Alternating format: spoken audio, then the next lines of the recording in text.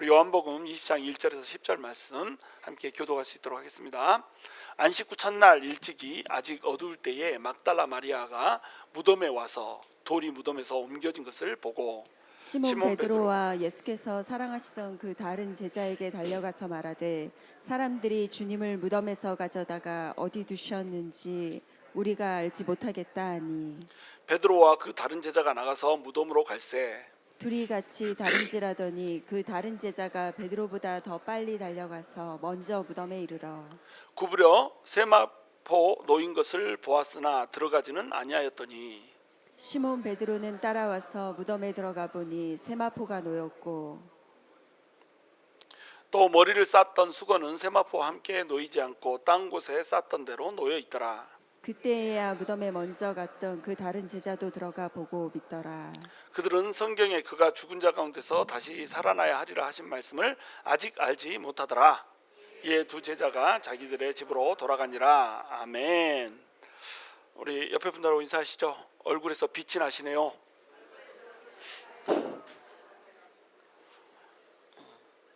다시 한번 인사하십시다. 예수님의 부활의 빛이군요.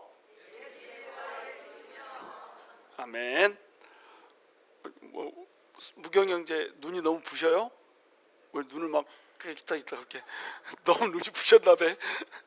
오늘은 부활의 빛이라고 하는 제목으로 요한복음 20장 1절에서 10절 나누기 원합니다. 요한복음 20장은 이제 드디어 십자가에서 죽으셨던 예수님이 부활하는 장면을 그려내고 있습니다. 그런데 첫 시작을 어떻게 시작하냐면 안식 후 첫날 일찍이 아직 어두울 때 이렇게 시작하고 있어요. 이 안식 후 첫날에 막달라 마리아가 무덤에 가서 부활하신 예수님을 맨 처음 발견하는 모습으로. 그러면 만약에 여러분이 성경을 쓴다면 어디에다 강조점을 두겠어요? 예수님이 죽으신 지 사흘 만에 또는 사흘째 여기다 강조점 두지 않겠어요? 성경대로 예수님이 사흘째에 살아났다는 데다 강조점을 두지 않겠습니까? 근데 요한은 좀 살짝 달라요. 보는 관점이 안식 후 첫날 이때에 예수님께서 부활하셨다라고 이제 얘기를 하고 있단 말이에요. 안식 후 첫날. 왜 이렇게 얘기를 하고 있냐면 새 창조라고 하는 것을 강조하려고 그러는 겁니다. 그러니까 안식 후 첫날 이 단어 하나를 선정할 때 있어서 요한은 여기다 신학을 담는단 말이에요. 신학을. 안식일은 무슨 요일이죠? 안식일은 주일이요? 그러면 안 돼요. 안식일은 토요일이에요. 토요일. 주일하고 달라요. 안식일은 토요일입니다. 그러면 맨 처음에 창조를 시작한 첫째 날이 무슨 요일이에요? 주일이죠. 주일을 세상 말로는 일요일. 빛이 있으라. 그래서 해 일자 쓰잖아요. 왜? 되게 이제 비슷합니다. 그래서 첫째 날이 일요일이에요. 그게 이제 우리에게 주일이고요. 그러면 첫째 날부터 토요일까지가 뭐가 되는 거예요? 창조를 6일째 마치고 그 다음에 창조를 쉬고 7일째에 안식을 했단 말이에요. 그러면 1일부터 7일까지가 뭐예요? 한 세트가 되는 겁니다. 이것이 옛 창조의 날이에요.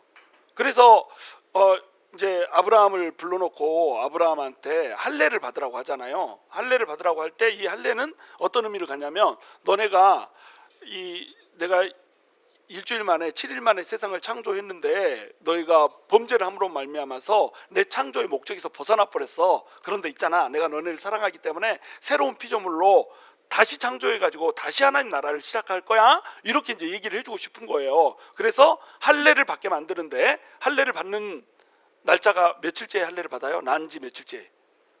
난지 8일째 할례를 받습니다. 8일 만에 할례를 받아요. 이거를 이제 과학자들은 이렇게 얘기합니다. 난지 8일째에 혈관이 발달 안 하고 신경도 많이 발달 안 해서 자르면 덜 아프고 피도 덜 난다. 그리고 이때 이제 뭐 혈액 응고 물질이나 이런 것이 많이 나와서 빨리 혈액이 굳고 치유가 잘 된다. 이렇기 때문에 8일째가 딱 맞다. 이렇게 이제 주장을 합니다. 이건 맞을까요? 틀릴까요? 맞습니다. 과학적으로도 맞아요. 근데 우리 하나님께서 성경을 우리에게 주실 때 과학적으로 읽으라고 주셨을까요? 영적으로 읽으라고 주셨을까요? 영으로 읽으라고 주셨습니다. 그러니까 과학적으로 8일째가 좋긴 한데 진짜로 하나님께서 우리에게 주시고자 하는 말씀이 뭐냐면 이제 새로운 창조가 시작된다. 이거 말씀하시고자 했던 거예요. 일주일부터 1일부터 7일까지 이때가 한 세트였는데 그때가 창조를 내가 했지만 너희가 창조의 섭리에서 벗어나가지고 이 창조를 망가뜨려 버렸다. 그런데 나는 너희를 포기하지 않고 하나님 나라를 다시 창조해서 세울 거야. 그러니까 그날이 바로 내 언약의 날, 그때 너희가 할례를 받으면서 8일째 할례를 받으면서 새 창조가 시작됐다는 거, 이것을 너희가 알아야 돼. 이렇게 하고 8일째 할례를 받게 한 겁니다. 그러니까 오늘 또 이제 안식 후 첫날 이렇게 얘기하잖아요. 안식 후 첫날이면 7일이라고 하는 한 세트가 끝나고 안식 후 첫날, 이제부터 새 창조가 시작됐어, 이렇게 얘기하는 거예요. 그러니까 우리가 안식일날 예배를 드리는 게 옳아요, 주일날 예배를 드리는 게 옳아요? 그래서 주일날 예배를 드리는 겁니다. 안식일은 토요일이니까 토요일날 예배를 드려야 돼요, 막 이렇게 말하는 사람도 있잖아요. 왜? 그렇게 말하는 것은 율법주의로의 회귀예요. 다시 얘기해서 하나님께서는 그것을 끝냈어요. 끝내고 이제 새로운 창조를 시작한 겁니다. 보라, 옛것은 지나가고 새것이 되었도다. 이렇게 우리가 새것이에요. 새것이 언제부터 시작한다고요? 안식 후 첫날부터 시작하는 겁니다. 그래서 예수님께서 부활하시면서 새 창조, 완전히 새로운 창조물로 우리를 만들었단 말이에요. 그러니까 우리는 뭘 지킨다? 주의를 지키는 거예요. 그래서 안식 후 첫날, 이것을 여기다가 강조를 해놓은 겁니다. 그리고 이제 일찍이, 아직 어두울 때 이렇게 돼 있죠. 일찍이면 당연히 어둡지. 새벽 일찍이면 어둡잖아요. 그렇죠? 동이 틀 무렵이야. 당연히 어둡죠. 근데 요한은 여기다가 아직 어두울 때라고 하는 말을 왜 넣었을까요? 딱 추측이 되죠. 영적으로 막달라 마리아가 아직도 어두운 밤인가 부아, 이 상태란 말이에요. 그러니까 아직 어두울 때 이렇게 표현하는 겁니다. 요한은 항상 이 어둡다, 낮이다, 이런 것들 단어를 하나하나 잘 선택해 가지고 이걸 영적으로 표현을 하고 있어요. 이게 요한의 신학이거든요. 그래서 아직 어두울 때, 이 말은 뭐냐면 막달라 마리아가 아직도 밤이다, 이런 뜻이에요. 예수님이 죽어버렸어. 예수님이 죽었으면 3일째에 예수님이 부활한다고 얘기했어요, 안 했어요? 얘기했어. 막달라 마리아는 이걸 들었을까요, 안 들었을까요? 당연히 들었지. 그러면 막달라 마리아가 무덤에 올 때는 어떻게 하고 와야 되냐면, 아따 오늘 3일째니까 예수님이 살아났겠다야, 이렇게 가지고 가슴이 두근두근하고 왔어야 됩니다. 근데 안타깝게도 막달라 마리아가 영적 상태가 아직도 어두운 밤이요. 그러니까 향품을 들고 온 거예요. 향품은 근데 이미 발랐잖아요. 누가 발랐어요? 응? 우리 엄마가 뼈를 발랐어요, 생선뼈를 발랐어요가 아니고, 향품은 누가 발랐냐면 니고데모가 갖고 와서 향품을 발랐습니다. 100근이나 되는, 100나드나 되는, 리트라나 되는 그 나디 향품을 가져다가 이미 발라버렸어요. 그러면 향품을 이미 발랐는데 뭐 바를 게 또 있겠어요? 근데 내가 예수님을 사랑하잖아. 그거는 니고데모가 바른 향품이고, 나는 내 슬픔은 내 슬픔이야. 그러니까 나도 향품을 바르고 싶은 거예요. 그러니까 많이는 준비 못하고 가난하니까 뭐 엄청나게 100리트라나 발랐으니까 더 이상 바를 필요도 없지만, 그래도 향품 발라주려고 향품을 준비해가지고 막달라 마리아가 온 겁니다. 막달라 마리아는 원래 어떤 사람이에요? 예수를 만나기 전에 어떤 사람이었습니까? 귀신이 들렸었잖아요. 귀신이 몇 명 들렸었어요? 7 귀신이 들렸었잖아요. 어따 이렇게 처음 들은 것처럼 이렇게 말똥말똥 하지 마시고, 우리 교회는 리액션 반응해도 괜찮습니다. 막 거룩 이런 거 아니에요. 귀신 몇 개 들렸다고? 7개. 그럼 1마리, 2마리, 3마리 이렇게 하지 7마리 들렸다는 얘기가 아니라 완전수입니다. 완전수. 그러니까 물론 7마리의 귀신이 들렸을 수도 있는데 완벽하게 귀신한테 사로잡힌 자였단 말이죠. 근데 이 귀신을 예수님이 쫓아줘 버렸습니다. 귀신 들려가지고 사는 그 인생에 귀신을 몰아내 줘버리고 그 안에 귀신이 없는 자유함을 준 인생으로 바꿔줘 버렸어. 그러면은 여러분이 만약에 그 상태면은 어떻겠어요? 예수님이 사랑스러워요, 미워요? 사랑스러워 죽겠죠. 예수님 너무 사랑스러웠습니다. 근데 엄밀히 따지면 여러분도 어떤 사람이었다? 귀신에 붙들린 사람이었다. 예수 믿기 전에 모든 사람들은 귀신에 붙들린 인생을 살고 있음을 믿으시기 바랍니다. 막달라 마리아는 따로 있는 게 아니에요. 내가 막달라 마리아예요. 귀신에 묶여있고 귀신에 붙들려 있는 인생을 예수님께서 그 귀신을 쫓아줌으로 말미암아서 자유스러운 인생으로 바꿔줘 버린 거예요. 그래서 예수님을 막달라 마리아는 너무나도 사랑했습니다. 그래서 새벽이 되자마자 이제 향품을 발려주려고, 이미 향품 다 발라놨는데 향품 발라주려고 향품을 준비해가지고 딱 무덤으로 찾아왔단 말이에요. 그럼 예수님을 사랑하지만 믿음은 있어요, 없어요? 믿음은 없어. 믿음 있는 거 아닙니다. 믿음 물론 있지. 이만큼 있지. 이만큼 뻑기떠 이만큼은 있는데, 부활하는 예수님, 부활한다라고 말씀했던 그 예수님의 말을 올곧이 믿는 믿음이 없어요. 그러니까 이 막달라 마리아의 상태가 뭐라고요? 아직도 어두운 밤이라니까. 그 밤의 상태, 영적인 밤의 상태를 가지고 예수님을 딱 찾아서 온 겁니다. 근데 예수님이 부활을 해버린 거예요. 그러면 빛이 임해야 되잖아요. 그 빛이 부활을 했으니까 이제 빛이 된 거잖아요. 그 빛을 발견을 해야 됐는데 막달라 마리아가 영적으로 아직도 어두운 밤이기 때문에 무덤에서 돌이 굴려져 가지고 없어져 있는데 그걸 보고 어떻게 생각한다고요? 누가 시체를 훔쳐갔나 배, 이렇게 생각을 했다는 거예요. 자, 예수님이 분명히 말씀했습니다. 3일째에 내가 부활할 거야. 대제사장들과 뭐 서기관들과 그 다음에 이방인들의 손에 넘겨져 가지고 내가 죽고 난 다음에는 반드시 3일째에 부활할 거야 얘기를 해줬습니다. 그런데 무덤에 갔는데 무덤에 돌문이 열려졌어요. 근데 무덤 돌문이 조그만 게 아닙니다. 돌짝 이렇게 들어서 날리는 이런 게 아니야. 이렇게 큰 동굴 같은 게 있고 동굴 입구를 가로막는 이만 사람보다 더 큰 그 돌이, 그 동그란 돌을 갖다가 묻어 놓는 겁니다. 묻어 놓을 때 어떻게 이 돌을 가지고 이제 막냐면은 경사가 지게 만들어 가지고 위에서 아래로 굴러 떨어지게 이렇게 만든단 말이에요. 밀어서 굴러 떨어지게. 그러면 딱 막아집니다. 그러면 이걸 다시 열려면 어떻게 해야 되겠어요? 밀어야 되잖아요. 그렇죠? 밀어야 됩니다. 근데 이 무덤을 봉인을 해버려요. 시를 해버렸어요. 로마 군인들이 시를 해버렸습니다. 그래가지고 누가 지키고 있어요? 로마 병졸들이 지키고 있어. 로마 병졸들이 지키고 있어야 되는데 로마 병졸은 안 보이네. 예수님의 무덤이잖아요. 무려 이 시체 도둑 맞으면 어떻게 돼요? 로마 병졸들 다 죽습니다. 그러니까 목숨 걸고 지켜야 된단 말이. 근데 로마 병졸들은 안 보이고 돌은 굴려져서 없어진 거예요. 이거 어떻게 이걸 설명할 거예요? 장정 5명이 밀어 올려야지만 열려질 수 있는 게 이 무덤, 돌 무덤의 그 입구를 막는 돌이었습니다. 근데 이것을 어떻게 누가 밀어서 그걸 제쳐놓고 시체를 가져가냔 말이죠. 그러니까 문이 딱 열려져 있으면, 무덤 문이 열려져 있으면 마리아는 맨 처음 딱 생각해야 되는 게 뭐냐면 진짜로 예수님이 부활하는갑다, 이렇게 생각을 했어야 됐단 말이죠. 근데 안타깝게도 마리아는 그렇게 생각을 못하고 어떻게 생각했냐면 시체를 누가 훔쳐갔는가 봐, 이렇게 생각을 했다는 거. 무덤 문이 왜 굴려져 있지? 깜짝 놀랐습니다. 당황했습니다. 고객님 당황하셨어요? 당황하셨어요. 그래가지고 베드로한테 이제 달려간단 말이에요. 이제 시몬 베드로와 예수께서 사랑하시던 그 다른 제자에게 달려가게 됩니다. 그 사랑하시던 다른 제자는 누굴까요? 베드로, 한 명은 베드로고 한 명은 누구요? 요한, 사도 요한. 대답 좀 해주세요.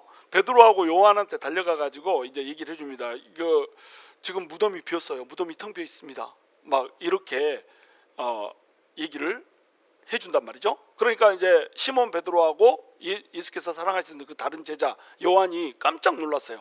그래가지고 막 달려가는 겁니다. 이 두 사람이 달려가야 되는 이유는 뭘까요? 유대 사회에서 증인은 남자들만 증인이 될 수가 있어요. 그러니까 여자인 막달라 마리아가 맨 처음에 이 굴을 발견했다, 이 이야기는 이 부활이 실제였다라고 하는 좋은 증거 중에 하나입니다. 만약에 이것이 꾸며낸 얘기라고 한다면 누가 먼저 발견했다고 나와야 되겠어요? 베드로하고 요한이 먼저 발견했다고 나와야 됩니다. 그런데 여자가 먼저 발견했어. 그리고 이 막달라 마리아가 혼자 여기에 등장하는 것처럼 나오잖아요. 혼자 와서 발견한 것처럼 나옵니다. 근데 공관복음서를 보면 어떻게 나오죠? 다른 여자들이 많았잖아요. 다른 마리아, 뭐 살로메, 뭐 이런 사람들이 와가지고 같이 한 5명 정도 와가지고 향품을 바르러 왔다가 만나는 걸로 이렇게 나거든요. 근데 여기서는 막달라 마리아 혼자 온 것처럼 보이거든요. 그래서 어떤 사람은 막달라 마리아를 대표로 썼다, 이렇게 이제 보는 사람도 있고, 그보다 더 많은 사람들은 어떻게 생각하냐면 막달라 마리아가 주님을 사랑하는 마음이 특심이어가지고 맨 처음에 일본으로 왔다. 그래가지고 무덤 문이 열려져 있는 것을 보고 깜짝 놀라가지고 다시 갔다가 여자들하고 같이 왔다. 그리고 여자들이 같이 보고 이제 무덤이 비어 있다는 것을 발견했다, 이렇게 이제 보는 겁니다. 아마도 두 번째가 맞을 거예요. 요한이 이렇게 기록하고 있기 때문에. 그래서 하여튼 막달라 마리아는 더블 출입을 한 거죠. 2번 본 겁니다. 그러니까 첫 번째 예수님의 그 빈 무덤을 발견한 게 누구예요? 막달라 마리아란 말이에요. 그리고 예수님의 부활하신 예수님을 맨 처음 만난 사람도 누구예요? 막달라 마리아죠. 막달라 마리아는 여자지만 굉장히 이 복음사에서 중요한 역할을 감당합니다. 왜 하나님께서는 여자, 이 숫자에 들어가지 못해서 증인으로 설 수 없는 여자에게 이걸 먼저 보여주셨을까요? 이것이 부활이 진짜라고 하는 거, 이것을 암시하는 것도 있지만 그 전에는 무시받고 그 전에는 숫자에도 들어가지 못하는 사람이었지만 나를 사랑하여서 나를 보기를 원하는 자에게는 내가 제 1번으로라도 무조건 보여줄 수 있어. 이거 보여주고 싶은 겁니다. 나를 사모해, 나를 사랑해, 나를 보기를 원해. 이렇게 주님께서 말씀하고 계신단 말이에요. 그래서 주님을 사랑하면 주님을 볼 수가 있습니다. 자, 그래가지고 이제 시몬 베드로하고 그 요한한테 가가지고 무덤이 비었어요. 사람들이 주님을 무덤에서 가져다가 어디에다 뒀는지 우리가 알지 못하겠어요. 이렇게 믿음 없는 소리를 해버립니다. 그러니까 이제 베드로하고 다른 제자 요한도 이거 이런 무덤이 비어 있어요. 이걸 보고를 들으면 이 사람들도 예수님이 3일 만에 부활한다는 얘기를 들었어요, 안 들었어요? 들었잖아요. 그러면 아유 당연히 비어있지, 예수님이 부활했지, 이렇게 말을 해야 되겠잖아요. 근데 화들짝 놀랐습니다. 그래가지고 막 둘이 막 빨리 달려가는 거예요. 그래서 4절 둘이 같이 다름질하더니 둘이 같이 다름질을 시작했습니다. 그런데 누가 더 젊어요? 요한이 조금 더 젊었어. 베드로는 나이가 조금 드셨어. 체력이 누가 좋다? 요한이 더 좋다. 그래가지고 요한이 더 달리기를 잘했습니다. 막 빨리 달려가가지고 그 베드로보다 앞서서 갔어요. 헤이 올드맨 빨리 와, 막 이렇게 하면서 갔겠죠. 그러니까 베드로가 야 좀 천천히 가, 막 이러면서 따라갔겠죠. 이렇게 해가지고 가는 상황이에요. 근데 무덤문에 딱 먼저 요한이 도착해가지고 보니까 진짜로 무덤문이 열려 있는 거예요.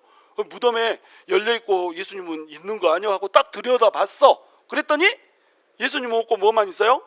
세마포만 있고 또 그 예수님을 동였던 그 옷, 그 수건만 입고 막 이렇게 되는 거예요. 아직 이걸 발견 아마 못했던 것 같아요. 이게 그냥 들여다만 보고 있었어요. 왜 이러고 있었을까요? 요한은 왜 무덤에 들어가지 못하고 갑자기 딱 서가지고 밖에서 이러고 있었을까? 무서워가지고? 예수님 시체가 무서워서? 그랬을 수도 있겠죠. 근데 무서워서라기보다는 요한한테는 습관이 있습니다. 습관. 모든 유대인들이 갖고 있는 습관이라는 게 있어요. 그게 뭐냐면 시체에 닿으면 부정해진다라고 하는 습관이 있습니다. 그러니까 감각적으로 뭐 생각이 있는 게 아니라 머릿속으로 자 시체에 닿으면 예수님의 시체지만 난 부정해질까, 그러니까 안 들어가 버려야지, 이렇게 한 게 아니고 시체에 닿으면 무조건 부정해지기 때문에 감각적으로 그냥 본능적으로 딱 끽 선 거예요. 그리고 이제 속을 들여다본 겁니다. 그런데 베드로는 성격이 어떤 사람이다? 울트라 슈퍼 다혈질이다. 그래서 이 요한이 만약에 우리 이보현 사모 같은 이런 사람이라고 한다면, 뭐 아름 집사나 막 이런 사람이라고 한다면, 나는 베드로 같은 사람이요 앞뒤를 가리지를 않아요. 시체의 부정이고 뭐고, 예수님이, 내 사랑하는 예수님이 없어졌다는데 뭐 그딴 것을 따져. 부정해지면 씻으면 되는 것이고 일주일 쉬었다 뭐 들어가면 되는 것이고 그런 거지. 그래가지고 화다닥 달려 들어갔습니다. 그래가지고 시체 어디 갔어? 막 이렇게 보는데 세마포가 이쁘게 한쪽에 개켜져 있는 거예요. 그리고 예수님 머리를 쌌던 것이 수건이 한쪽에 또 놓여져 있는 겁니다. 자, 베드로는 이것을 보고 예수님 시체는 없고 수건하고 세마포만 있네, 이렇게 생각했을 거예요. 그걸 보고 누구도 들어가요? 요한도 이제 따라 들어간 겁니다. 야, 이거 베드로가 들어가는데 나도 들어가야지 하고 이제 들어간 거예요. 들어가서 보니까 어때요? 베드로가 맨 처음에 발견했던 모습 그대로 세마포도 있고 머리를 쌌던 수건도 있고 이렇게 돼 있는 거예요. 자, 이걸 보고 요한은 믿었습니다. 자, 9절에 보시면 8절에 보시면 그때야 무덤에 먼저 갔던 그 다른 제자도 들어가 보고 믿더라, 이렇게 돼 있죠. 들어가 보고 믿더라, 이렇게 돼 있죠. 뭘 믿었다는 걸까요? 요한이 뭘 믿었을까요? 예? 무덤이 비었네, 이걸 믿었을까요? 그렇죠, 부활했구나, 이걸 믿은 거예요. 근데 여기서 베드로가 믿었더라 이 말은 해놓지 않았죠. 베드로가 믿었는지 안 믿었는지 요한은 별로 관심이 없습니다.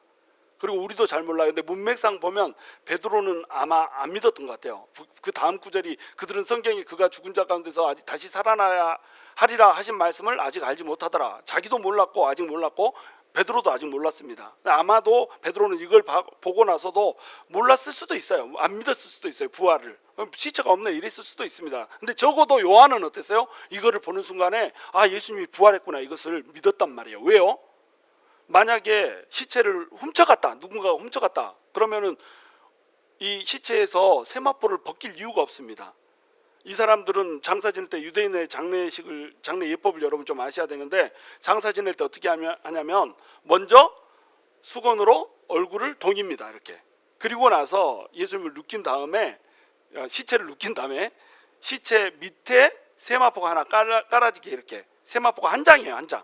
그 세마포 반쪽이 시체에 깔려지게 이렇게 놓고요.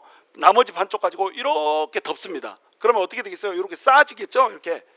그렇게 해가지고 여기 양쪽 그 비운 그 자리를 이렇게 쫙쫙 매듭을 지어가지고 짜매봅니다. 쪼매야 이렇게 짜매버려. 쪼매. 그러면은 이제 그게 시체가 되는 거예요. 그 안에다 이제 향품을 넣고 향품 발라주고 이렇게 하는 거거든요. 그게 유대인의 장례 예법이었습니다. 그러니까 뭐 예를 들어서 나사로한테 예수님이 나사로야 무덤에서 나오거라 할 때 나사로가 나오잖아요. 그러니까 수견을 동인체로 나온다 이렇게 나오잖아요. 그때 나사로가 나올 때에 우리는 그 이렇게 붕대로 막 싸매져 가지고 나온 그림으로 막 상상을 하잖아요. 그것은 애굽에서나 그러고 있다. 유대 예법으로 하면 어때요? 수건을 싸고 나오는 겁니다. 싼 채로. 그리고 세마포 뭐 돈이 없어서 세마포는 못했다고 할지라도 이렇게 세마포처럼 여기를 위아래로 덮은 채로 이대로 그대로 그냥 나온 거예요. 미라처럼 나온 게 아니고. 그걸 여러분이 상상하면 되겠어요. 근데 우리 예수님도 어떻게 하고 있었다? 밑에 깔리고 위에 깔리고 이런 모습으로 있었어요. 그러면은 여러분이 만약에 이 시체를 훔쳐가는 사람이다. 지금 로마 병정들이 어디로 가고 사라졌다고 생각해 보세요. 그럴 리는 없지만 로마 병정들이 지키고 있고 이게 인봉이 됐었다. 이거는 시체가 도둑 맞았다는 맞지 않았다는 것, 예수님께서 진짜 부활했다는 것에 굉장한 강력한 증거입니다. 그런데 만약에 이렇게 뭐 4명이 떼거리로 4인 1조니까 4명이 떼거리로 화장실 간 사이에 훔쳐간다고 가정을 하더라도 돌 굴리고 이거 가져가야 되잖아요. 그러면 빨리 가져가겠어요? 껍질 다 벗기고 개 놓고 정리 만땅하게 해놓고 다 깨끗하다 이제 이렇게 시체를 가져가겠어요? 어려움 같으면 어떻게 하겠습니까? 당연히 든 그대로 가져가죠. 세마포가 거기 있으면 안 되는 겁니다. 시체를 누군가가 가져갔으면 세마포는 거기 있으면 안 돼. 거기다가 수건 동여놓은 것도 다 벗겨가지고 이쁘게 해놓고 갔네. 한쪽에다 그것도 다른 쪽에다가. 그러면은 시체는 가져갔다는 거예요? 아니면은 예수님이 살아났다는 거예요? 예수님이 살아났다는 겁니다. 그걸 보고 요한은 믿었어요. 아, 부활이 됐네 이렇게 믿었던 겁니다. 그런데 요한이 보고 믿었어요. 근데 보고 믿은 것은 효력이 그렇게 좋지가 않아. 29절로 쭉 여러분 내려가시면 도마가 막 그 부활한 예수님이 나타나는데 못 믿는 장면 나오잖아요. 그래가지고 내가 예수님의 그 못자국에다 손 넣어보고 옆구리를 만져보기 전에는 믿지 못하겠노라 막 이러면서 뭔 부활이여 헛소리 말어 막 이렇게 너네가 헛것을 보았도다 막 이렇게 하잖아요. 도마가. 그러니까 예수님이 벽을 뚫고 뿅 하고 나타나가지고 뭐라고 말씀하십니까? 네가 내 옆구리에 난 상처와 이 손발에 난 상처를 만져보고 믿는 사람이 되라 이렇게 얘기해 주잖아요. 그러면서 예수님이 한마디 더 덧붙이죠. 뭐라고 하죠? 보지 않고 믿는 자가 복되도다 이렇게 붙여줍니다. 그러니까 내가 뭔가 기적을 받기 때문에 믿는 거 이것은 오래 가지를 못합니다. 그리고 진정한 믿음으로 될 수도 없어요. 지금 이 막달라 마리아는 무덤이 열려져 있는 것을 보고 예수님이 부활했다는 것 자체도 못 믿어버리잖아요. 근데 막달라 마리아는 엄청나게 예수님을 사랑하는 사람이거든요. 예수님을 사랑한다고 해서 믿음이 좋은 건 아닙니다. 또 요한과 베드로도 예수님을 이 세마포가 개어져 있는 것을 보고 부활했구나라고 믿었어요. 요한은 틀림없이 믿었고 베드로는 아직 모릅니다. 그런데 요한은 확실히 믿었어요. 믿었는데 성경에 그가 죽은 자 가운데서 다시 살아나리라라고 하는 이 말씀에 입각해서 믿지를 않았단 말이에요. 성경에 보시면 예수님이 3일 만에 살아난다. 시편에도 보시면 뭐라고 나옵니까? 예수님이 시체가 썩지 않고 썩음을 당하지 않으리라 그리고 살아나리라 이렇게 예언이 되어 있거든요. 시체가 썩지 않으려면 며칠 만에 살아나야 돼요? 3일 만에 살아나야 되는 겁니다. 3일이 지나가기 시작하면 시체가 썩어서 부패하기 시작해서 냄새가 나기 시작한다니까요. 나사로가 죽었을 때 나흘째 예수님이 도착했잖아요. 그러니까 시체가 썩어서 냄새가 난 거잖아요. 그러니까 3일 정도는 그냥 시체가 버티는 겁니다. 그러니까 3일째에 살아나야지 시체가 썩음을 맛보지 않아. 근데 예수님은 썩음을 맛보지 않고 살아나 버렸단 말이에요. 3일째에. 자, 그걸 성경대로 믿었어야 됩니다. 그러니까 말씀으로 입각해서 말씀에 입각해서 믿음을 갖지 못하잖아요. 그러면 그 믿음은 전부 헛거다. 내가 치유를 받았어요. 예를 들어가지고 목뼈가 막 이렇게 돌아가는데 손을 얹고 딱 기도를 했더니 목뼈가 뜨르륵 하고 이렇게 돌아와 버렸다. 서 있기만 하면 막 목이 이렇게 됐었는데 기도를 하고 났더니 딱 똑바로 가만히 있다. 막 이렇게 되면 여러분 어떻게 되겠어요? 와, 딱 신기하네 하고 믿음이 생깁니다. 그리고 나서 일주일 지나면은 어떻게 생각해요? 그런 일이 있을 수도 있지. 이렇게 생각합니다. 그러니까 믿음은 어디서부터 시작해야 돼요? 들음에서부터 시작해야 됩니다. 들음은 여호와의 말씀에서 기인해야 되는 거예요. 그러니까 말씀을 근거로 해서 믿지 못하면 그 믿음은 전부 헛거다. 날아가 버려요 나중에. 그리고 이 말씀을 받는데도 믿음이 생동감 믿지 못합니다. 유대인들은 말씀을 달달달 외웠잖아요. 그런데도 예수를 못 믿었잖아요. 왜 그럴까요? 성령님이 아직 오지 않았어. 막달라 마리아도 예수님을 너무 사랑했기 때문에 예수님의 하신 말씀을 다 믿을 수 있었어요. 순종할 수 있었습니다. 근데 왜 못 믿었냐? 성령이 안 들어왔다.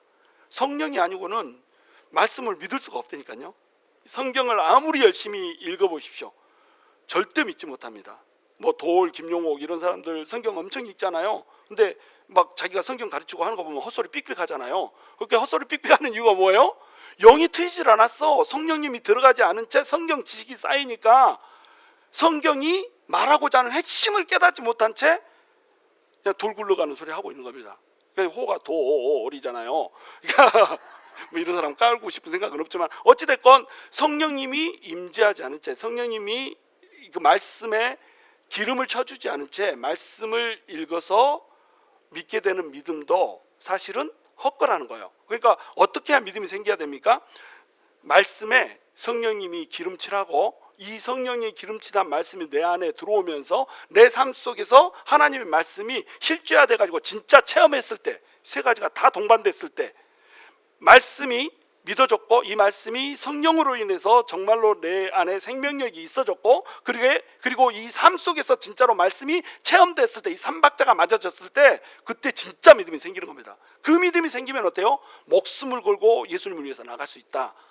그런데 지금 아직 막달라 마리아하고 사도 요한과 베드로는 아직 어두운 밤이다. 아직 그것을 만나지 못한 겁니다. 자, 그러면은 이 예수님이 덮었던 세마포, 그리고 예수님이 둘러쌌던 그 수건, 그것이 지금 현존할까요? 현존하지 않을까요? 내가 슬라이드를 한번 빨리 넘겨버렸어. 현존할까요? 현존하지 않을까요? 현존합니다. 지금 존재합니다.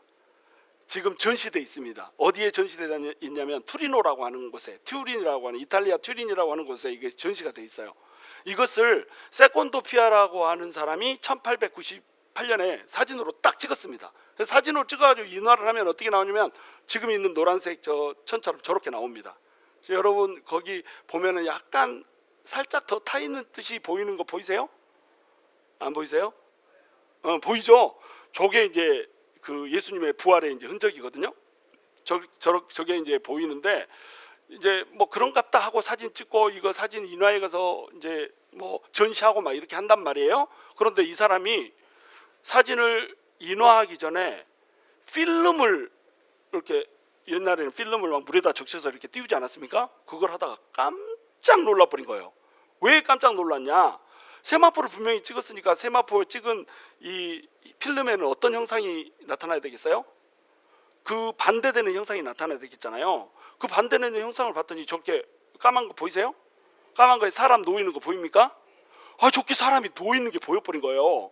사람 놓이는 것을 보니까는 사람 놓이는 그 자체가 어때요? 양각이잖아요. 양각. 그러니까 우리 모습 그대로 저게 찍혔죠. 그러면 이 세마포에 찍혀져 있는 이미지는 뭘로 찍겠다는 거예요? 음각으로 찍겠다는 겁니다. 무슨 얘기인지 이해가 되세요? 안 되면 안 되는데, 저기 까만 그림 필름에 보면은 코가 튀어나오고 눈이 들어가고 이렇게 나왔잖아요. 그러면은 이걸 반대로 찍히는 거잖아요. 필름에는 반대로 찍혔다가 이걸 인화하면은 똑바로 나오는 거잖아요. 그럼 똑바로 나온 것이 원래는 어때요? 돼요? 튀어나와야 되는 겁니다. 그러면 이 필름에 있는 것이 거꾸로 코는 들어가고 눈은 나오고 이렇게 찍혀야 돼 원래. 근데 이걸 딱 이렇게 인화를 하는데 전혀 반대로 이게 해가지고 진짜 사람이 놓이는 것처럼 이렇게 나가버린 겁니다. 그러니까 기절초포한 거예요. 이거 예수님인데? 이렇게 된 거예요. 왜? 가시며 혈관 쓰고 죽은 사람이 누가 있겠어? 손에 못에 박혀가지고 피난 사람이 누가 있겠어? 옆구리에 하얀 거 보이죠? 옆구리에 하얗게 피 흘린 사람이 누가 있겠어? 발에 못이 박혀가지고 죽은 사람이 누가 있겠어? 아무리 딱 봐도 이게 예수님인 거예요. 그래서 이건 예수님의 세마포가 진짜네 이렇게 하면서 이것을 발표를 했습니다. 그랬더니 사람들이 야, 거짓말을 해도 조금 이해가 되게 해라 이놈아, 이렇게 하면서 너 조작했지 이래가지고 엄청나게 공격을 해버렸습니다. 그러니까 여러분이 그냥 찍어서 딱 사실대로 말했는데 이거 조작이다 얘기하면 억울해요 안 억울해요? 억울하죠. 말 대답 안 하시는 분 안 억울해요? 뭐든지 받아들일 수 있습니까? 억울하잖아요. 억울하니까 이것을 다시 찍어야겠다 그래가지고 1931년에 이것을 다시 재촬영을 한 겁니다. 그랬더니 또 필름을 딱 이렇게 하는데 또 똑같이 나오는 거예요. 이거 봐라 진짜다 진짜 나 거짓말 안 했다 이렇게 한 거예요. 그래가지고 이걸 이제 시리어스하게 받아들였습니다. 그래서 1988년에 옥스퍼드 대학에서 그러면은 진짜인지 아닌지 한번 테스트 해보면 될 거 아니냐, 테스트 해보자. 먼저 천조가리부터 그 예수님 시대의 천조가리인지 한번 보자 이렇게 해가지고 천조가리를 조금 잘라주라고 그랬습니다. 천조가리 잘라줬는데 자른 천조를 가지고 딱 검사를 했단 말이에요. 방사성 탄소 동위원소 연대, 이건 굉장히 정확합니다. 우라늄 동위원소법, 이렇게 지구가 몇 억 년 됐네, 이것은 정확하지 않아. 가정 자체가 틀렸어요. 왜냐하면 우라늄이 원래 있고 납은 하나도 없다는 이 상태에서 전제 조건하에서 출발합니다. 납이 이 우라늄 반감기가 몇 억 년 막 이렇게 되는 거예요. 그래서 이 원시 대기 상태에 납이 없다는 조건하에서 출발해서 지금 현재 납이 있으니까 계산해 보면, 역으로 추정해 보면 그렇다. 납이 원시 지구에 없었다라고 어떻게 얘기해? 그러니까 그건 틀려. 근데 방사선 탄소 동위원소법은 너무너무 정확합니다. 그래서 이걸로 딱 조사를 했는데 세상에 이게 중세 것으로 판명이 된 거예요. 예수님은 중세 때 죽으신 분이 아니잖아. 그러니까 이건 조작이다야. 이 싱거운 조작 얘기를 내가 왜 하고 있을까요? 그런데 여러분 여기 보면은 세마포에 구멍이 뚫려 있죠. 구멍. 구멍이 위에 2개, 아래 2개, 또 위에 2개, 아래 2개, 이게 저기 접어놓은 상태로 있다가 불나가지고 그 화재 때문에 이게 불이 났습니다. 자, 여러분 그러면 이 화재 때문에 불이 나면 이것을 여러분 같으면 보수를 하겠어요, 안 하겠어요? 고치겠어요, 안 고치겠어? 아예 화재가 나가지고 이 문화재가 불이 타버렸다 그래가지고 구멍이 좀 났어. 예수님은 구멍이 안 났는데 그 주변에 약간 구멍이 났잖아. 그러면 여러분 같으면 이거 고쳐 안 고쳐? 고치잖아. 그래서 여기 똑같이 생긴 천으로 고친 겁니다. 그러면 이제 야 우리가 조사할 테니까 천조가리 좀 떼주라 이렇게 얘기하면, 여러분이 천조가리를 떼준다고 한다면 예수님 머리를 뚝 썰어서 죽었어요, 아니면 불난데를 죽었어요? 말 좀 해봐봐. 나만 그렇게 생각하는가 보려고 그래. 자 이거 천조가리 좀 떼주세요, 조사해 보려니까. 그러면 예수님의 심장을 똑 뜯어서 죽었어, 아니면 옆에 예수님 이미지가 없는 데를 뜯어서 죽었어? 없는 데를 뜯어서 주는 겁니다. 그 없는 데 중에서도 어떤 데를 주겠어요? 여러분 같으면 불난 데 주지, 이왕 손상된 데를 줄 거 아니에요. 그래서 불난 곳 절반, 불 안 난 곳 절반 이렇게 뜯어서 준 겁니다. 무슨 얘기인지 이해가 되세요? 보수한 것 절반, 보수하지 않은 것 절반 이렇게 뜯어서 준 거예요. 그런데 그거 가지고 조사를 할 때는 1988년에 조사할 때는 불행하게도 어디를 조사를 했을까요? 불난 데를 갖고 조사를 한 겁니다. 그러니까 중세시대 것이 딱 맞아버리지. 중세시대 게 맞지. 근데 이건 아무리 봐도 이거는 예수님일 수밖에 없는 거예요. 이렇게 죽은 사람이 어디 있고 어떻게 양각으로 나오냐? 네거티브 이미지잖아요. 이 음각 기술은 19세기에 사진 기술이 나올 때부터 음각이라고 하는 개념이 있었습니다. 그 전에는 음각이라고 하는 기술 자체를 안 썼어. 그러니까 당연히 이런 이미지를 누군가가 조작으로 생겨나게 역사적으로 만들 수가 없는 거예요. 그래서 이건 예수님께 진짜 틀림없다, 한번 다시 조사하자 이렇게 해가지고 2013년, 그러니까 지금으로부터 한 13년 전이죠. 불과 13년밖에 안 됐어. 이때 이제 파두아 대학에서 재연구를 이걸 한 겁니다. 그래서 재연구를 했더니 이번에는 처음에 연구할 때는 절반 뜯어준 것 중에서 어디를 썼어요? 불나가지고 보수한 데를 썼잖아. 그러니까 거기는 없어지고 없어. 남은 조각 가지고 조사를 할 거 아니에요. 그러면 이제 어디를 조사하고 있어요? 원래 있는 그 천을 조사를 한 겁니다. 그랬더니 세상에 놀랍게 결과가 뒤집혔네. 그래서 BC 300년에서 AD 400년 사이의 것으로 결론이 딱 난 거예요. 그러면 이건 누구 거야? 이제 예수님 것일 확률이 굉장히 높아진 거예요. 그래가지고 이 찍힌 사진을 유심히 다 들여다봤더니 눈에 동전이 하나 올려져 있는 거예요. 이 시대가 로마 시대잖아요. 로마 시대 때 그 동전을 눈 위에다 올리는 그런 풍습이 있었습니다. 그래서 예수님 그 천국 가는데 로잣돈 하라고 동전 하나 딱 올렸단 말이에요. 근데 그 동전이 언제적 동전이냐? AD 29년에서 36년 이 사이에만 사용되고 절판, 그 전에도 없고 그 이후에도 없는 동전이 올려져 있는 거예요. 예수님이 언제 죽었어요? AD 30년에 돌아가셨습니다. AD 30년, 그러니까 예수님이 돌아가시기 1년 전에 이 동전이 만들어졌다가 한 7년 사용되고 없어진 동전이 그 시체의 눈에 딱 올려져 있는 거예요. 자, 그러면 이것이 예수님일 확률이 어때요? 무지하게 높아지겠죠? 자, 그런데 그 세마포에 보니까 꽃씨들이 있는 거예요. 세마포를 채취하다 보니까 세마포에 꽃씨들이 있는 겁니다. 근데 그 꽃씨들이 이스라엘에서만 자라는 꽃씨들이 있는 거예요. 28종이 이스라엘에서만 자라는 꽃씨가 있고, 심지어는 이스라엘을 봄에 피는 꽃, 그 꽃이 딱 찍혀져 있습니다.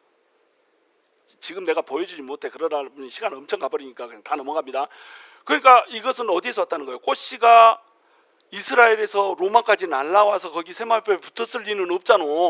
그러니까 이 세마포는 어디서부터 왔다는 거예요? 이스라엘에서부터 왔다는 겁니다. 그리고 특별히 이 어깨 부분을 보니까 어깨 부분에 롯데리아 말고 군데리아라고 하는 식물의 꽃씨가 다닥다닥 붙어 있는 거예요. 이 군데리아가 뭐예요? 엉겅퀴입니다. 이 엉겅퀴가 여러분 뭐 가시면류관 씌울 때 말라붙은 이 가시를 씌운 게 아니에요.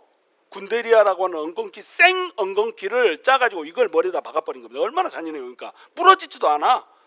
그냥 너무 세게 압박하면 낭창낭창 휘면서 살 다 찢어버리는 게 이게 엉겅퀴예요. 이걸 가지고 그 가시면류관을 만들어서 머리에다 딱 뒤집어 씌워버렸기 때문에 그때 거기에서 꽃씨가 떨어져가지고 어깨 부분에 꽃씨가 덕지덕지한 겁니다. 자, 이렇게 돼 있고요. 그 다음에 그 예수님이 십자가를 메고 가다가 막 쓰러지셨잖아요. 몇 번 쓰러지고 일어나고 이렇게 했잖아요. 그리고 발에도 흙이 묻어 있을 거 아닙니까? 발에 흙이 묻어 있고 무릎에 흙이 묻어 있고 이것을 뭐 깨끗하게 정리하지 않은 채 이렇게 범벅이 된 거, 피범벅, 땀범벅이 된 것을 이렇게 얼른 대충 씻고 시간이 별로 없기 때문에 얼른 장사를 지냈잖아요. 그러니까 흙이 그대로 묻어 있는 거예요. 그리고 흙을 딱 갖다가 조사를 해봤더니 이 흙이 로마의 흙이 아니고 이스라엘에서만 특유하게 이렇게 나타나는 그런 성분을 가진 흙이 나타난 거예요. 그러면 흙이 날라왔나? 흙이 발이 달려서 그러니까 3박 4일 날려와가지고 로마에 있는 이 투린에 있는 세마포에 딱 붙었을까요? 아니란 말이죠. 예수님하고 너무 이제 일치를 하는 겁니다. 그리고 이게 이 부분에서 이제 여러분 믿지 못할 일이 벌어지는데 이 천조가리가 세마포는 한 70개에서 120개의 작은 실오라기로 되어 있습니다. 실 한 오라기 위에 또 실이 막 보풀이 올라오잖아요. 그 보풀들이 몇 개냐면 120개 정도, 70개에서 120개, 약 100개 정도의 보풀이 있어요. 그 보풀 중에 이 이미지가 찍힌 보풀이 어디까지만 찍혔냐면 세 개. 딱 2개 정도만 딱 찍혔습니다. 그러니까 얼마나 얇게 찍힌지 알겠죠. 이 보풀 하나가 머리카락의 20분의 1입니다. 얇기가 20배 얇아요. 머리카락보다. 이 머리카락 하나 딱 뜯으면 보여요, 안 보여요? 잘 안 보이죠? 근데 이것의 20분의 1 정도로 얇은 그거 2개, 거기까지만 딱 이미지가 찍힌 거예요. 여러분 붓으로 그릴 때 그렇게만 딱 붓이 이미지가 들어가게, 물감이 이미지가 들어가게 여러분 할 수 있겠어요? 염색할 때 그렇게만 되게 할 수 있겠어요? 또 불로 그스린다면 불로 그을 때 그렇게만 타게 만들 수 있겠어요? 인간이 할 수 없는 겁니다. 이거는. 그러니까 이거는 인간이 만들 수 없고 어떤 신비한 일로만 가능하다. 그리고 이것이 단일 색조입니다. 붓으로 여러분이 그림을 그린다. 종이에다 그림을 그려도 진하게 묻은 놈이 있고 얇게 묻은 놈이 있어. 볼펜으로 그림을 그려도 볼펜이 균일하게 잉크가 나오잖아요. 볼펜 똥 묻은 놈이 있고 똥 안 묻은 놈이 있어. 그렇잖아요? 그을려도 여러분 그을려서 이걸 만든다 그러면 라이트블로 그린다고 생각해서 더 진하게 타는 놈이 있고 덜 타는 놈이 있고 이럴 거 아니에요. 그러니까 단일 색조로 갈 수가 없습니다. 그런데 진한 놈이나 약한 놈이나 단일 톤으로 딱 2-3개의 실 보풀 딱 거기만 붙어 있는 거예요. 이 사람이 할 수 있겠어요? 이거는 조작하려고 해도 할 수가 없습니다. 그것도 뭘로 돼 있다고요? 네거티브 이미지로 돼 있다니까요. 음각으로 돼 있다니까요. 그 당시에 존재하지 않았던 기술 그걸로 돼 있어요. 자, 그 다음에 이게 설명 불가의 기술로 그을려졌습니다. 이미지가 물감이 아니고 그을려졌어, 태워졌어. 그런데 염색도 아니고 방금 설명했듯이 그린 것도 아니고 태운 것도 아니야. 그래서 이 파올로 디 나사로라고 하는 사람이 이것을 흉내내려고 한 5년 동안 연구를 했습니다. 2013년부터 2018년까지 5년 동안 예수 믿는 사람 안 믿는 사람 과학자들 다 동원해가지고 야야 이거 한번 재현해보자 그래가지고 막 연구를 했는데 이걸 재현에 성공했을까요 못했을까요? 했으면 내가 말을 안 하지. 재현에 성공을 못했습니다. 왜? 사람이 할 수 없는 거니까. 그래서 예수를 믿지 않는 사람도 이걸 보면서 대표적인 뭐 무신론자들이 있거든요. 창조론자, 진화론자 막 이렇게 싸우면 항상 나와가지고 진화론 편에 서서 일하는 그런 과학자들이 막 나옵니다. 그런 과학자들도 이걸 보고는 이건 미스테리. 이 지구상에서는 없는 어떤 기술로 그려졌다 막 이렇게. 그럼 지구상에 없는 기술로 그려졌으면 누가 와서 그렸다는 거예요? 이방인 외계인이 그렸다는 거예요? 그래가지고 미스테리어스, so 신기 막 이렇게 자기 영어로 막 이렇게 얘기한다. so 신기 막 이렇게 얘기한다니까요. 근데 믿어요, 못 믿어요? 못 믿어. 이게 신기의 특징입니다. 이게 기적의 특징이에요. 기적을 보여줘도 믿지를 못한다. 그러니까 안 될 놈은 안 된다. 죽어도 안 되는 거예요. 기적을 보여줘도 안 되잖아. 이것을 파울로 디 나사로라고 하는 사람 이걸 어떻게 평가를 했냐면 수천만 와트의 UV 라이트를 4천만 분의 1초의 짧은 시간에 방출해야 얻을 수 있는 이미지다. 좀 더 이미지를 길게 줘버리면 4천만 와트의 UV 라이트를 한 뚝딱 이렇게 비춰버리면 어떻게 되겠어요? 타버려.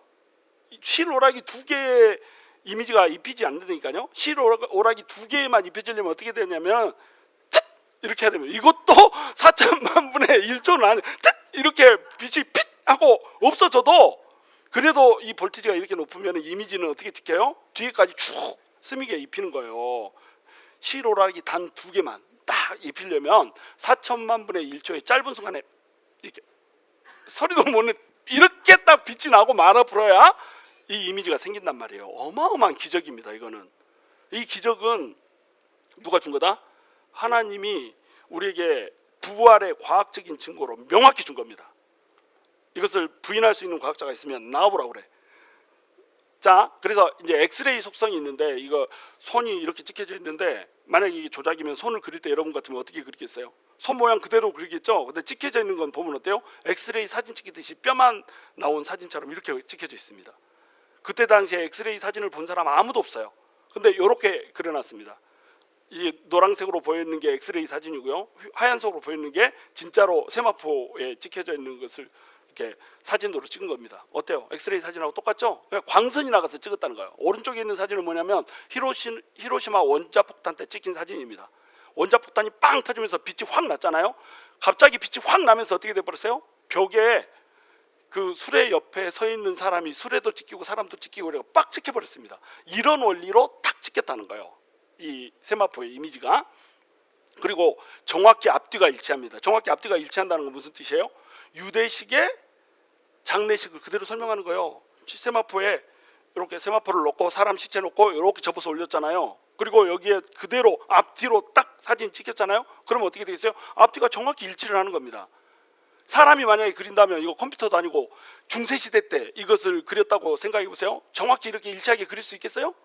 절대 그릴 수 없는 겁니다. 사람이 조작할 수 없다. 그 다음에 그 유대식 장례식과 일치를 한다. 이 린넨이 그 부자들이 사용했던 린넨이잖아요. 세마포잖아요. 그가 만약 이걸 훔쳐갔다면은 사람들이 이 그 세마포를 가지고 가겠어요? 놔두고 가겠어요? 시체 훔쳐갈 때 당연히 이 세마포 가져가지. 이거 비싼 거예요. 근데 이걸 놔두고 갔단 말이에요. 근데 부자들만 사용했던 그때 당시에 린넨, 다시 해서 부자 아리마대 요셉이 장사한 그 모습 그대로 이 세마포가 찍혀져 있다. 그리고 3D 이미지 기술로 판독이 가능합니다. 이게 무슨 말이냐면 이 기술이 발달해 가지고요, 어떤 빛으로 딱 조사를 해 가지고 찍었다 이렇게 되면은 3D로 복원이 됩니다. 근데 사람이 손으로 그렸거나 염색했거나 끌렸잖아요. 그러면 2D로밖에 안 돼요. 저렇게 맨 오른쪽에 그림이 어떤 석판을 찍어놓은 것처럼 이렇게 나왔잖아요. 이런 이미지가 나오지가 않습니다. 그런데 3D로 완전히 지금 코는 튀어나오고 눈은 들어가고 이렇게 정확히 나와 있잖아요. 그죠? 그리고 이것을 3D로 한번 조성해 본 게 가운데 사진이거든요. 이런 식으로 가능하게 찍혀져 있더라는 거예요. 그리고 손목에 못이 박혀져 있습니다. 원래는 사람들이 어디에 못이 박혀 있다고 생각했어요?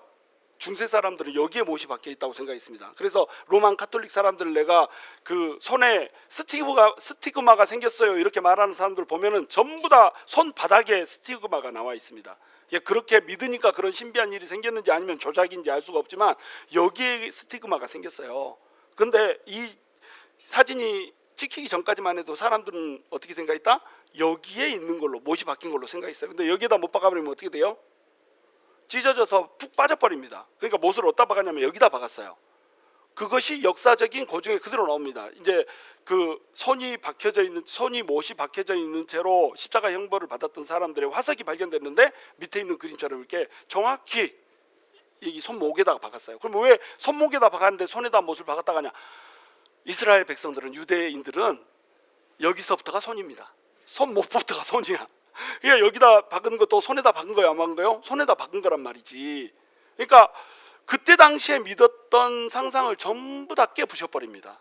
그 다음에 예수님의 사진도요, 요 사진이 찍히기 전까지는 예수님의 사진을 수염을 안 그렸습니다. 예수님의 그림 그릴 때 초상화에 이 턱수염 안 그렸어요.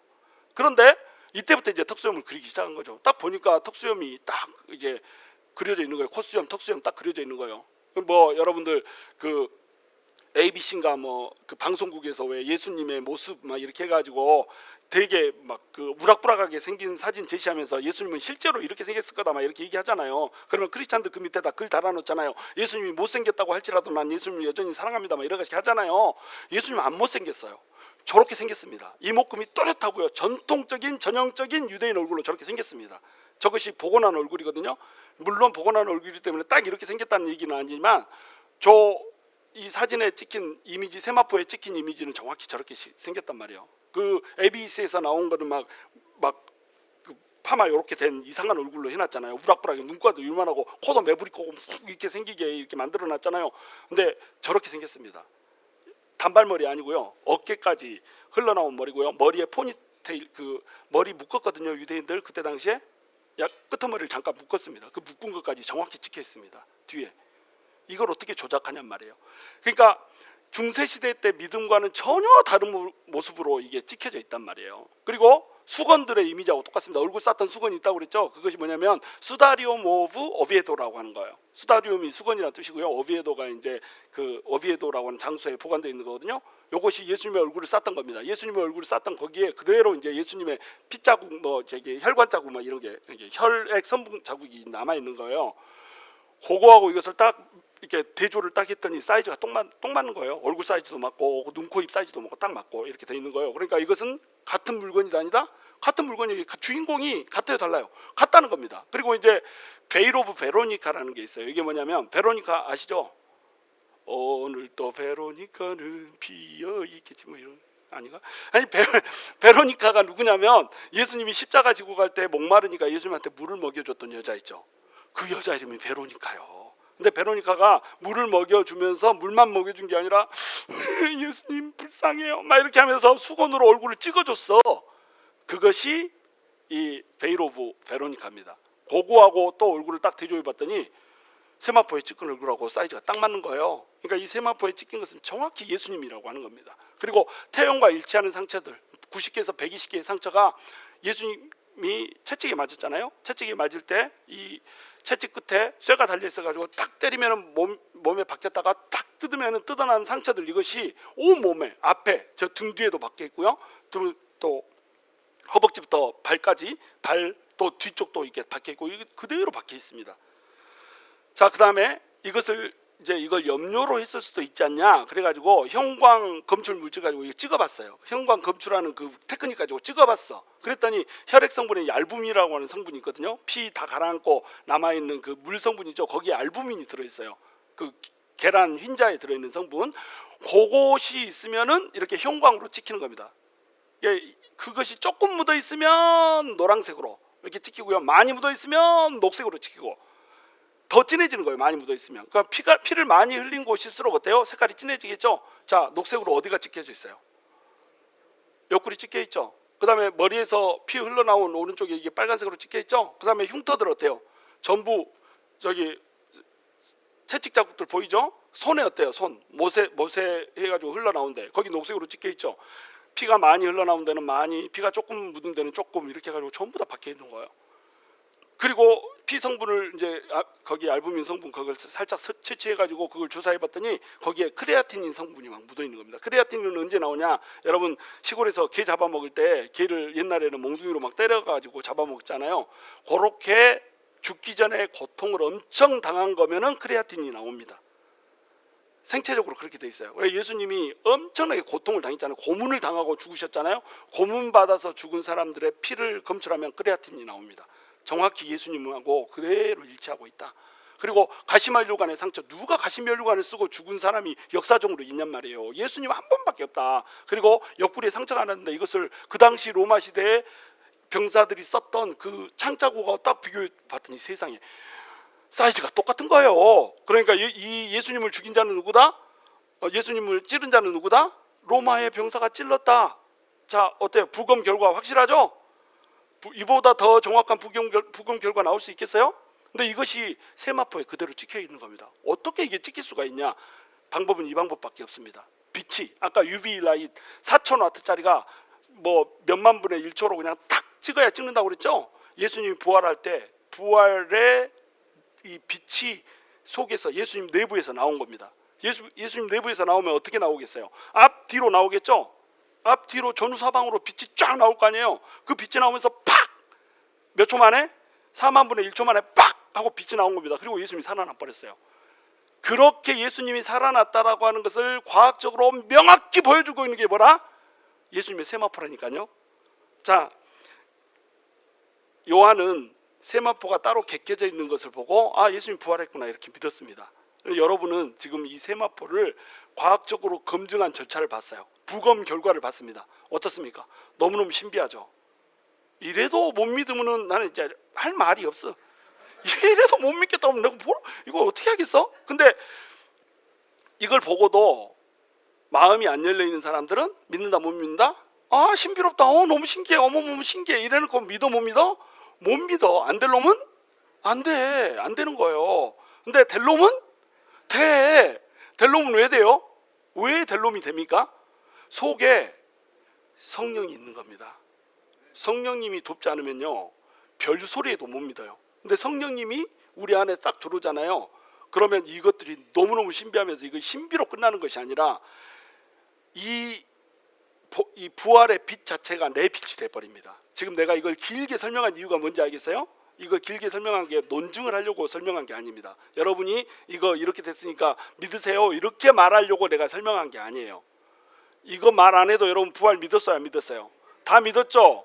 전혀 불필요한 내가 설명을 했죠. 내가 뭘 설명하고 싶은 거냐면 예수님의 부활에 빛이 있다는 설명을 하고 싶은 거예요.